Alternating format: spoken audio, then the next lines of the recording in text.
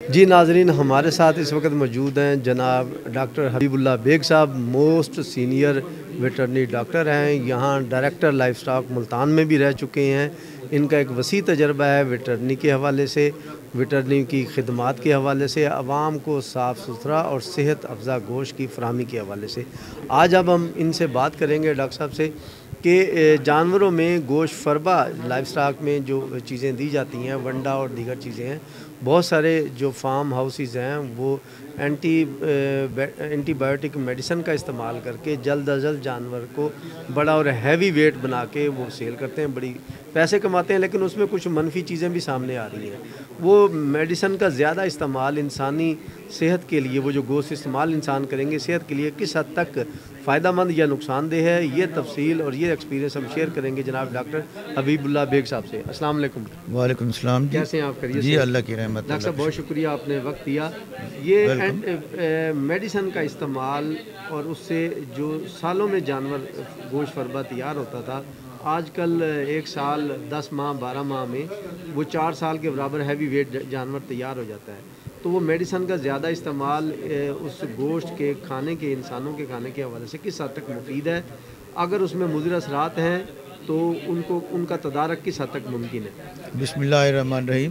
جو جانور فیٹننگ والے ہیں، جو جلدی جو ہے فربا ہوتے ہیں، اس میں جو مین فیکٹر ہے وہ جینیٹکس کا ہے۔ جینیٹکس کا ہے، ان کے جو ہے ایسے جینز جو ہیں جو جانوروں کے جو جلدی فربا ہو سکتے ہیں، وہ جینیٹیکلی ان جانوروں کو وہ علیحدہ کیے جاتے ہیں۔ جس طرح برائلر مرغی اور لیئر مرغی کا فرق ہے، اس طرح جو ہے جو جانور فربا ہونے والے ہیں ان کو وہ جینیٹیکلی ڈیفرنٹ ہیں۔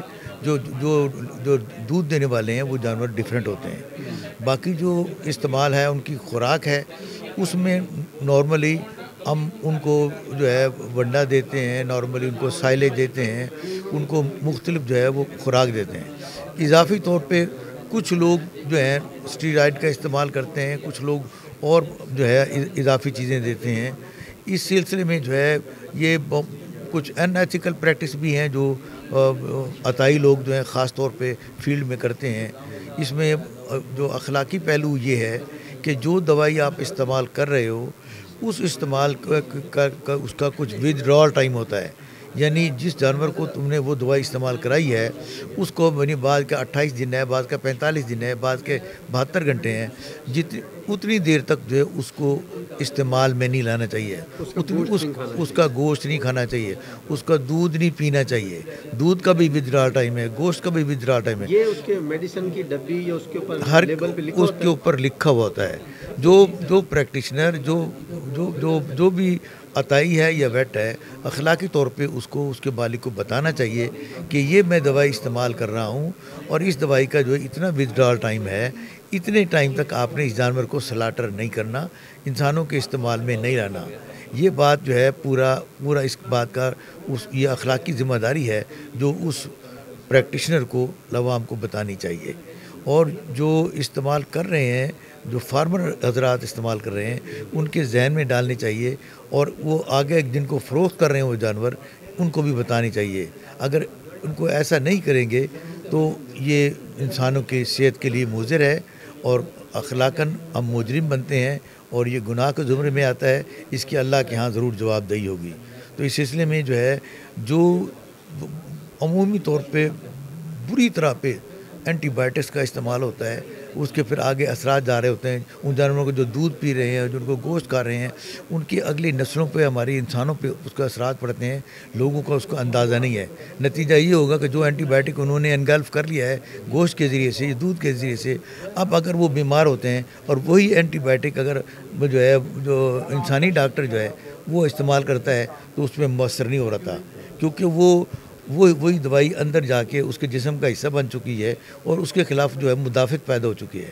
ڈاکٹر جو ہے پھر سر پکڑ کے بیٹھے ہوتے ہیں کہ جو ہے اس کو فلاں اینٹی بائیوٹک بھی دیا ہے وہ بھی مؤثر نہیں رہا، فلاں اینٹی بائیوٹک دیا ہے اس نے بھی بیماری کنٹرول نہیں کیا۔ تو اس سلسلے میں تمام پریکٹیشنر حضرات کی خدمت میں گزارش کروں گا اور تمام فارمر حضرات کو کہوں گا کہ اس سلسلے میں جو اگر آپ کو نالج نہیں ہے تو آپ نالج حاصل کریں۔ جو دوائیاں استعمال کرتے ہیں اس کے اوپر بھی لکھا ہوا ہوتا ہے، آپ اس کو ضرور پڑھیں۔ پریکٹیشنر حضرات بھی جو لیبل پہ لکھا ہوا ہے اس کی جو ہے آگاہی دیں خود بھی اس کا اخلاقی طور پہ بطور مسلمان اس کا خیال کریں کہ ہم کسی کے ساتھ جو ہے بد اخلاقی نہ کریں، زیادتی نہ کریں، تاکہ عوام کو جو ہے ان کا نقصان نہ ہو۔ خیر الناس من ینفع الناس، تم میں سے بہتر وہ ہے جو لوگوں کو نفع پہنچائے، ہم لوگوں کو فائدہ پہنچائیں نہ کہ نقصان پہنچائیں۔ میں امید کرتا ہوں کہ میرے جتنے پریکٹیشنر دوست ہیں وہ اس بات کا لحاظ کریں گے، اپنے اخلاقی جو ہے بڑے پن کا مظاہرہ کریں گے اور عوام الناس کو جو ہے نقصان سے بچائیں گے۔ جی بہت شکریہ جناب ڈاکٹر صاحب کا۔ ڈاکٹر صاحب نے بہت ہی اعلیٰ بات بتائی کہ یہ نہ صرف گناہ کے زمرے میں آتا ہے، یہ قانونی جرم بھی ہے۔ میڈیسن کا مضر میڈیسن کا استعمال کر کے صرف جانور کو فربا اور جلد از جلد بڑا کر کے اور انسان کو وہ زہریلا گوشت کھلانے سے، اس حوالے سے ایک اور سوال جنم لیتا ہے۔ عام طور پر بقرہ عید کے جو جانور پالے جا رہے ہیں آج کل، بکرے یا بکری کو جو وہ بیج یا کلاس کرایا جا رہا ہے، وہ مختلف جانوروں کا ملاپ کرایا جا رہا ہے، صرف ان کی قد ہائٹ بڑا کرنے کے حوالے سے۔ اسی طرح دیگر جو جانور ہیں ان کے بھی جو فطرت کی بالکل خلاف ہے۔ قرآن میں تو کان کاٹنے سے بھی منع کیا گیا تھا، تو ہم لوگ ان کی جنس کو تبدیل کیے جا رہے ہیں، بکرے کی شیپ میں بیل تک کی وہ ہم ان کو جینیٹک جو ہے نا ان کو کروا رہے ہیں۔ یہ آپ کیا سمجھتے ہیں، ہم مذہب اور قانون اور فطرت میں کس حد تک جائز ہے؟ صحت تو ہے ہی صحیح، حلال ہے یا حرام ہے، اس کو جائز ہے یا ناجائز ہے؟ دیکھو، جو سپرم ہے، جو اس کی کروموسومز ہیں، وہ اس کی آگے جو ڈویژن ہوتی ہے وہ اللہ نے اپنے کنٹرول میں رکھی ہے۔ کوئی ایسا کام نہیں ہو سکتا جو کروموسوم کی جو ڈویژن ہے وہ آگے نہ ہو سکے۔ جس کا زائگوٹ بن رہا ہے وہ آگے وہ سمجھ لو کہ اللہ کی طرف سے اس کی اجازت ہے۔ اصل میں جو ہے زیادہ جو بات سوچنے کی ہے کہ جو قانون فطرت ہے اس کو فالو کیا جائے، اور جو اسلام نے جو اخلاقی اقدار بتائی ہیں ان کو فالو کیا جائے۔